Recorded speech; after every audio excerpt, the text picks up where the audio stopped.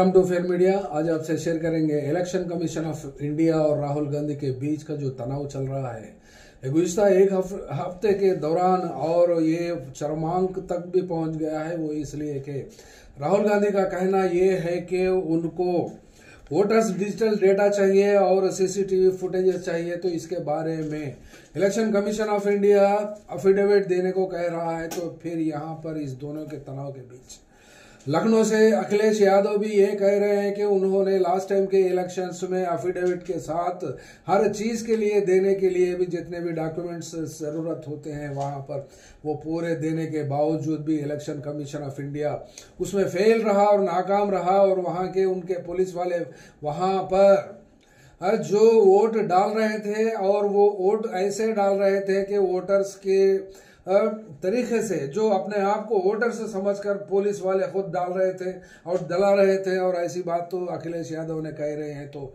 फिर यहाँ पर एक मामला सामने आता है कि क्या फिर इलेक्शन कमीशन ऑफ इंडिया ये अपोजिशन लीडर ऑफ इंडिया यानी पार्लियामेंट में लीडर ऑफ अपोजिशन के तो राहुल गांधी है ही और एआईसीसी के और वो वहां के नेता भी है, तो फिर इनके लिए छोटी अफिडेविट के ऊपर ये तनाव क्यों हो सकता है? इसके पीछे एक कारण बराबर जरूर तरीके से हो सकता है, क्योंकि वोट की चोरी इंस्टीट्यूशनलाइज हो चुकी है, संस्थागतीकरण हुआ है इलेक्शन चोरी का। तो फिर वोट चोरी का तो फिर इतने साल से जो इलेक्शन हो रहे हैं वो किसके हिसाब से हो रहे हैं और किस तरीके से हो रहे हैं, ये सवाल तो बिल्कुल तरीके से कर्नाटका स्टेट के एक असेंबली हलके में वहां पर जो प्रैक्टिकली वहां के vote to vote count to count अगर पेश करने के बाद में उनके जो राहुल गांधी के फाइंडिंग्स है, उन्होंने एक डेमोन्स्ट्रेटिव वे में देश को संबोधित किया और 1 घंटे से ज्यादा वक्त का वीडियो है वो भी रिलीज कर दिया है। और वैसे वीडियोस के हिसाब से कम 5 पॉइंट्स तो रेज करे हैं। तो फिर यहाँ पर एक बात सामने आती है कि इलेक्शन कमीशन ऑफ इंडिया को इतनी जिद क्यों और क्यों नहीं देना चाहता ये मामला वोटर्स डिजिटल डेटा, क्या हर्ज हो सकता है इसमें? तो फिर यहाँ पर साफ बात आती है, अगर केंद्रीय चुनाव आयोग यानी केंचुआ अगर ईमानदार और वफादार होता और इम्पार्शियल इलेक्शन और फेयर इलेक्शन अगर कराता है, तो फिर वो उसको देने में हर्ज क्या है, क्यों डर रहा है? तो फिर उनके हाथ जिससे बांधे हुए हैं और जिनके इशारों पर इलेक्शन कमीशन ऑफ इंडिया काम करता है, क्या फिर वो लोग की भी बेइज्जती होने वाली है हिंदुस्तान सतह पर? वो इसलिए कि राहुल गांधी के साथ साथ अब जुड़ गए हैं उनके सारे के सारे इंडी अलायंस में जितने भी 35 पार्टीज जितने भी हैं, उसमें आज के दिन वो पूरे के पूरे मिलकर अपने अपने हलकों से आवाज उठा रहे हैं इलेक्शन कमीशन ऑफ इंडिया के खिलाफ। इलेक्शन कमीशन ऑफ इंडिया ऐसी बात करता है कि अब यहाँ पर इंडिया गठबंधन के लोगों को और राहुल गांधी को खासकर इलेक्शन कमीशन ऑफ इंडिया के खिलाफ में एक बहुत बड़ी मुहिम चलाने की जरूरत पड़ती है, और ऐसी घोषणा भी कर दी है वो इसलिए कि अब जो जयप्रकाश नारायण के दौरान उन्होंने संपूर्ण क्रांति या फिर संपूर्ण स्वराज का जो नारा लेकर हिंदुस्तान की सतह पर उस वक्त इमरजेंसी के बाद में इमरजेंसी के खिलाफ में जो मामला उठाया था, उसमें लोग ने पूरा हिंदुस्तान साथ दिया था। और उसी तरीके का ये इलेक्शन कमीशन ऑफ इंडिया और इनके आका या फिर इनके बॉसेस जो होते हैं गवर्नमेंट ऑफ इंडिया को जो चलाते हैं, वो लोग की बात यहाँ पर डायरेक्टली यहाँ पर बीजेपी का सामना करना पड़ता है। तो फिर यहाँ पर टग ऑफ वार हो गई है। तो फिर क्या ये election commission of India fair and free election का जो कॉन्स्टिट्यूशन गारंटी देता है, वैसे गारंटी का वायलेशन में इलेक्शन कमीशन ऑफ इंडिया काम कर रहे हैं? तो फिर इस हिंदुस्तान में ये वोटर डेटा के ऊपर राहुल गांधी बात कर रहे हैं, लेकिन यहाँ पर 2017-2016 से ही एक डाउट आ गया था कि वो ईवीएम के ऊपर ईवीएम भी चोरी है, और ईवीएम की चोरियां और ईवीएम के धांधलियों की वजह से ही बीजेपी पार्टी जीत रही है। तकरीबन स्टेटों में जितने भी जीत हुई है उस वक्त से लेकर आज तक भी वही मामला। कई लोग सुप्रीम कोर्ट के सीनियर जजेस भी इस ईवीएम के खिलाफ में आवाज उठाई, लेकिन कांग्रेस पार्टी बहसीयत प्रेसिडेंट एआईसीसी के प्रेसिडेंट होने के बावजूद भी राहुल गांधी ने उस वक्त इस बात को सीरियसली नहीं लिया और कांग्रेस पार्टी भी ईवीएम के खिलाफ आवाज उठाने में भी कतराती रही और डाउटफुल रही। वो कांग्रेस पार्टी की फितरत ही ऐसी है कि लास्ट टाइम तक पूरा गांव जागता है, पूरा देश जागने के बाद में ये पार्टी जागती है तो फिर जब बचता ही क्या है। यहाँ पर तेलंगाना में भी वैसे ही देखने को मिला। वो इसलिए कि तेलंगाना एक सेपरेट स्टेट के लिए जब लड़ी थी तो उस वक्त यूपीए थी, यूपीए सरकार ने उसको दिया ही, लेकिन 100-200 लोग मरने के बाद और वो लोग खुदकशी करने के बाद, सुसाइड्स होने के बाद में ही उसको दिया है। ये लेट लतीफ है और लेट लतीफ की पार्टी की वजह से वो लोग को भी गली गली फिरना पड़ता है, चप्पा चप्पा फिरना पड़ता है, एक एक वोट के लिए तरसना पड़ता है, एक एक कॉन्स्टिट्यूंसी में काम करना पड़ता है। तो फिर ये एक कॉन्स्टिट्यूशन यानी एक असेंबली कॉन्स्टिट्यूंसी कर्नाटका स्टेट में वहाँ हिंदूपुरा वहां पर करने में जब 6 महीने राहुल गांधी को लग गए हैं तो फिर यह 4223 असेंबली कॉन्स्टिट्यूएंसीज में काम करके ये बीजेपी को नंगा करने के लिए ये कांग्रेस पार्टी क्यों नहीं की?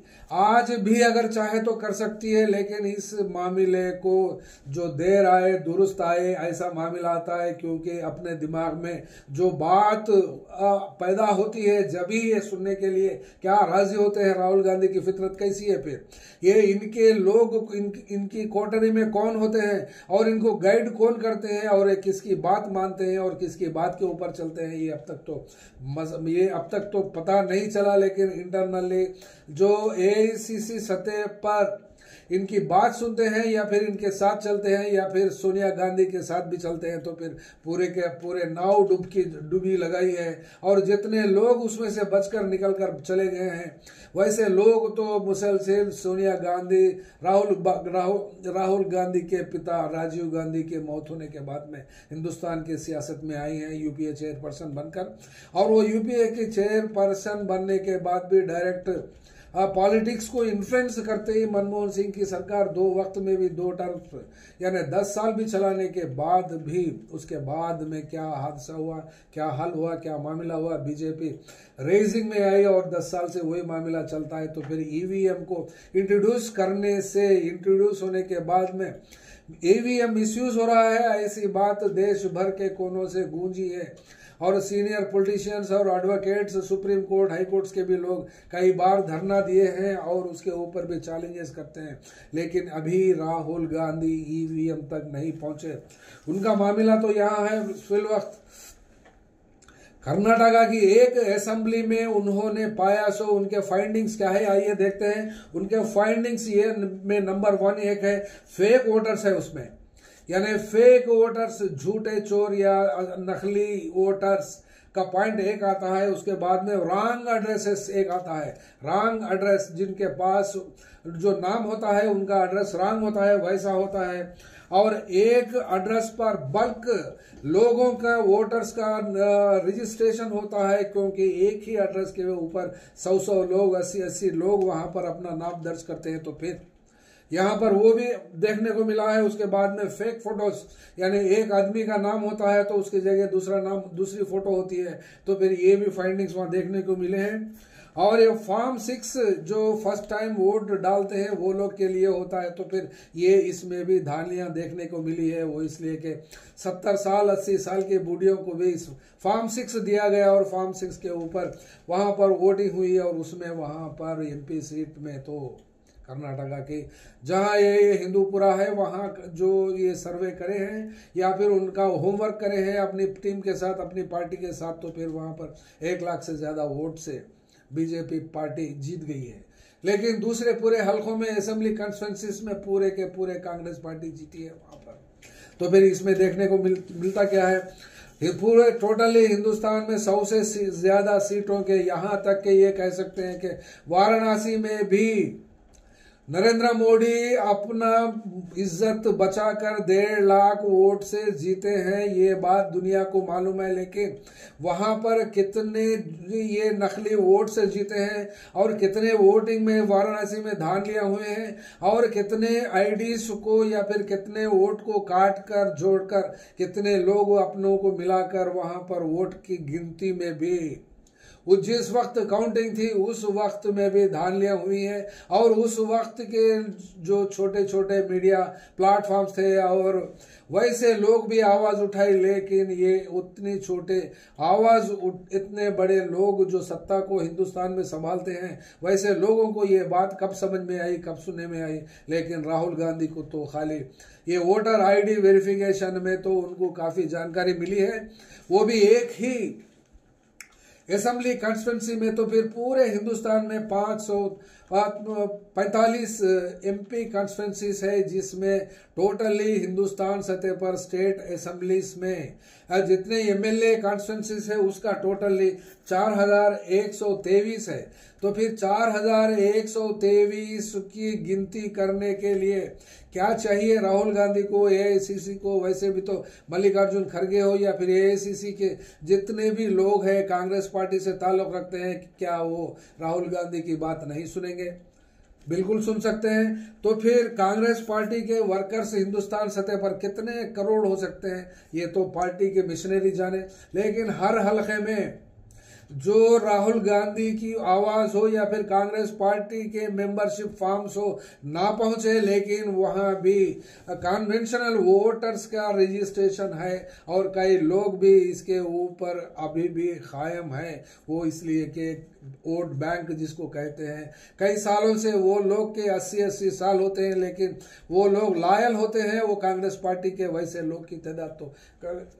लोग की तरह तो सौों में, लाखों में, करोड़ों में हो सकती है। तो फिर ये पूरे के पूरे असेंबली कॉन्स्टिट्यूंसीज में, पूरे के पूरे पार्लियामेंट्री सीटों में जहां पर डाउट है कम से कम 100 की भी तो ऐसी जो हिंदूपुरा में कराया था वो ऐसा ही क्यों नहीं करा सकते? क्या फिर इनके पास क्या डर है? और दूसरे तरफ कांग्रेस पार्टी के हेडक्वार्टर्स में जो अरेस्ट वाइल डिस्ट्रिक्ट है, वहां के हेडक्वार्टर्स में भी कांग्रेस के पक्के पुख्ते बिल्डिंग्स है कांग्रेस पार्टी के लिए और मशीनरी भी है। तो फिर क्यों यूं अभी तक क्यों नहीं करवाए, ये सवाल उठता है। और साथ ही साथ इतने मशीनरी को यूज करने के लिए एआईसीसी के पास कितना फंड हो सकता है, ये अंदाजा देखने को मिला है हमको। ये इससे पहले के जो पार्लियामेंट इलेक्शन में जो ये लोग affidavit election commission of India को सबमिट करे हैं और पब्लिक से डोमेन में ये अवेलेबल है, ऐसा डोमेन में पब्लिक से वसूल किया गया हो या फिर डोनेशंस के रूप में वसूल किया गया, सो पैसा 1225.12 करोड़ रुपीस इन्होंने कांग्रेस पार्टी ने वसूली थी और उसमें से 1025.25 करोड़ खर्च हुए हैं। तो फिर इनके पास 200 करोड़ की तो बचत है और 200 करोड़ का तो बैंक बैलेंस होता ही है। तो फिर ऐसी सूरत में ये बात क्यों नहीं करेगी और दोबारा दूसरे बार 2018 में ये से पहले अगर ये काम करवाते राहुल गांधी तो फिर क्या नुकसान होता? तो फिर खुद को ये पैदल चलना, ये न्याय यात्रा करना या फिर भारत जोड़ो यात्रा करना, ये सब के बजाय ये मामला अगर समझ पाते तो फिर इतना नुकसान नहीं होता देश का और अवाम का, क्योंकि ये देश को कहां से कहां लेके गया और ये कौन से रैंक में हर चीज में पीछे चले गया। यहाँ तक के पड़ोसी देश भी कई रैंक्स में, कई इंडिकेटर्स में आगे चले हैं, लेकिन ये देश पीछे चल रहा है ये नरेंद्र मोदी की सरकार को। तो फिर यहाँ पर वोट चोरी की बात इंस्टीट्यूशनलाइज हुई है, वो भी इलेक्शन कमीशन ऑफ इंडिया के तरफ से। तो फिर यहाँ पर खुलेआम अवाम में आने के लिए प्लान तो बना रही है, ये तो बहुत अच्छी बात है और बहुत सही बात भी है। वो इसलिए कि हर कॉन्स्टिट्यूंसी में ऐसा ही काम अगर करते तो फिर आज ये नौबत नहीं आती थी। आपने तो 6 महीने का वक्त लेकर इस एक एमएलए कॉन्स्टिट्यूंसी में ये सर्वे किया और आइडेंटिफाई किया और फाइंडिंग्स बनाए, तो फिर यहाँ पर पूरा का पूरा स्क्रूटिनी होता था इलेक्शन सिस्टम पूरा। ये नहीं करने की वजह तो भुगतना खुद को ही पड़ता है। वो इसलिए कि प्राइम मिनिस्ट्रियल फेस तो अपने आप को एलिवेट कर चुके हैं, लेकिन 20 साल से सियासत में है और 20 साल से भी कांग्रेस 10 साल में पावर में थी, उस वक्त कोई ना ही मिनिस्टर बन पाए, ना ही उस वक्त प्राइम मिनिस्टर बन पाए। तो फिर जिस वक्त 2014 से अपोजिशन लीडर यानी बीजेपी पार्टी सत्ता संभाली है, जब से लेकर आज तक ये सत्ता संभालने की ख्वाहिश पैदा होने की वजह से ये इतने बड़े लड़ाइयाँ लड़ना पड़ रहा है और कोर्टों में डजनों केसेस बुक हुए हैं। कल के तो वीडियो में हम बताए कि 10 cases criminal defamation cases pending में है। ये बीजेपी पार्टी और अमित शाह सरकार इनको कब कौन से कोर्ट से ऑर्डर इश्यू कराकर कब अरेस्ट कर लेगी, कब इनको जेल में डालेगा, ऐसी बात तो हमने कहा था। लेकिन इसके बारे में ऊपर तो सीधी बात है, साफ सीधी बात है। इलेक्शन कमीशन ऑफ इंडिया को सामने एक ढाल बनाकर, एक ढाल इलेक्शन कमीशन ऑफ इंडिया है और वो ढाल बीजेपी पार्टी को बचाती है, तो फिर क्यों नहीं खुलेआम और खुले तरीके से पूरे के पूरे पार्लियामेंट्री कॉन्स्टिट्यूएंसीज में ऐसा सर्वे किया जाए और कांग्रेस वर्कर्स के साथ दूसरे पार्टियों के वर्कर्स भी, हर कोई भी, सेक्युलर एंड डेमोक्रेटिक फोर्सेस, दलित, मुस्लिम और पिछड़ा तबका और ट्राइबल्स भी ये अपने अपने कॉन्स्टिट्यूएंसीज में कम से कम 5-10 हजार वोटों से जो कैंडिडेट्स इंडिया गठबंधन के हारे हैं, वैसे लोगों के ऊपर अगर गिनती की जाए तो फिर अभी तो टाइम वक्त बच के है, 6 महीने का टाइम। साइमल्टेनियसली अगर ऐसा काम करती है कांग्रेस पार्टी या फिर राहुल गांधी, तो फिर बीजेपी तो क्या, बीजेपी के बाप को भी पूरा जमीन से उखाड़ कर फेंक सकते हैं। ऐसा भरोसा तो हिंदुस्तान के अवाम पर हम रखते हैं और आपसे भी अब रिक्वेस्ट भी करते हैं, आपसे डिमांड भी करते हैं। लेकिन ये वक्त इसी का है जो सर्वे हर कंस्टिट्यूएंसी में, हर असेंबली सेगमेंट में भी किया जाए, जिसके लिए हिंदुस्तान रेडी रहेगा और संपूर्ण स्वराज जैसा, जयप्रकाश नारायण जैसा मुद्दा उठाकर उनका मामला जो एजिटेशन नेशनल वाइड करने की बात है, ये तो बिल्कुल वेलकम है। We appreciate and welcome the move. Thank you. Fair media में आपका स्वागत है। हमारे चैनल को सब्सक्राइब करें और हमारे वीडियो देखें। हर अपडेट के लिए घंटी आइकन चालू करें। हम वास्तविक और निष्पक्ष समाचार और राजनीतिक अपडेट प्रदान करते हैं।